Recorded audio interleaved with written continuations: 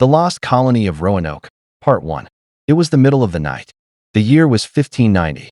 The dark waves of the Atlantic Ocean slowly carried an English ship toward the coast of America.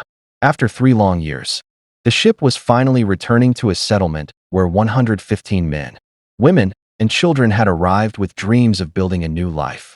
But no one on board could have imagined that within moments, they would come face to face with one of history's greatest mysteries. As the ship approached the shoreline, an eerie silence filled the air. No children laughing, no animals, no smoke rising from the chimneys, not even the smallest sign of life. Why was everything so quiet? The captain stepped onto the shore, followed by the rest of the crew. Before them stood an entire settlement. But it didn't look alive. The houses were still standing. The wooden fences remained untouched. Some cooking pots looked as if they had been used only moments before. But one thing was missing. The people. Not a single person was there. Had the settlement been attacked? If it had, where were the bodies? Had everyone left on their own? If they had, why had they disappeared so suddenly? The farther they searched, the more questions they found. The settlement was called Roanoke Colony. It was England's first serious attempt to establish a permanent colony in North America.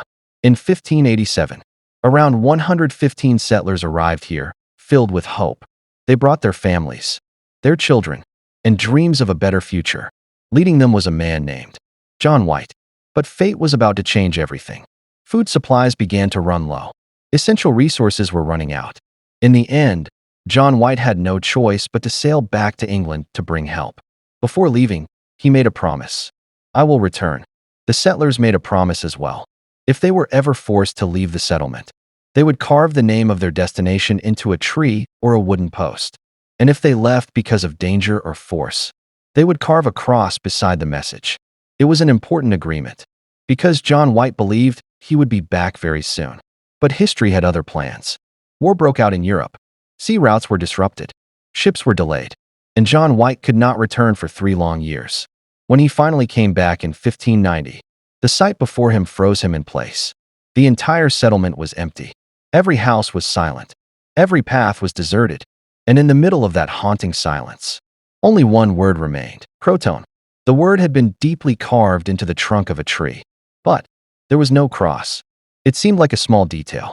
Yet that single detail has remained one of history's greatest unsolved mysteries for more than 4 centuries.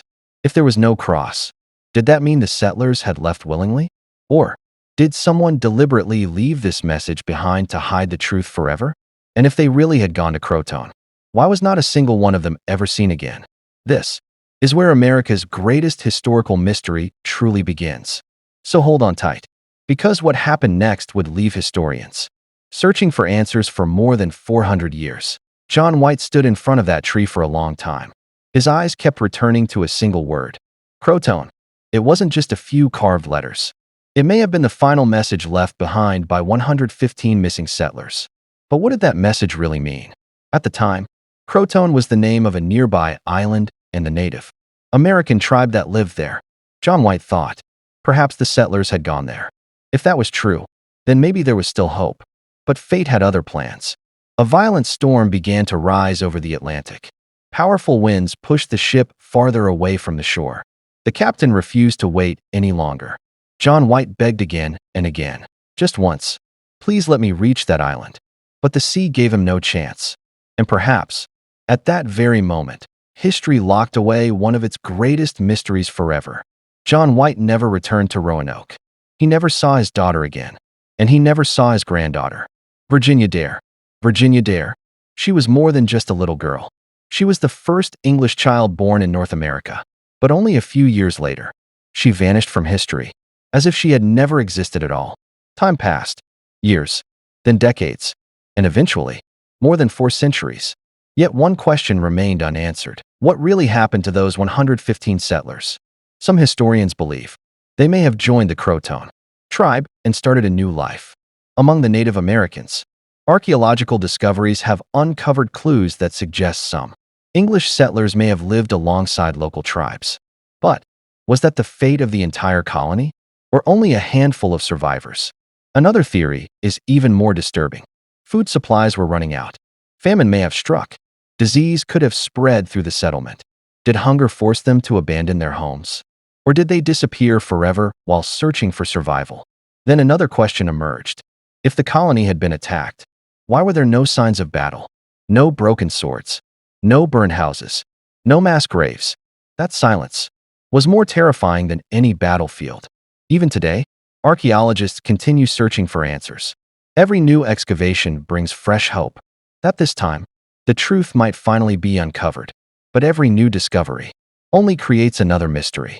And perhaps that is why Roanoke is remembered not simply as a lost colony, but as America's greatest historical mystery. Yet, if this mystery still remains unsolved after more than 400 years, then what did that single word, CROATOAN, really mean? And could the final piece of the puzzle still be buried somewhere beneath the soil of America?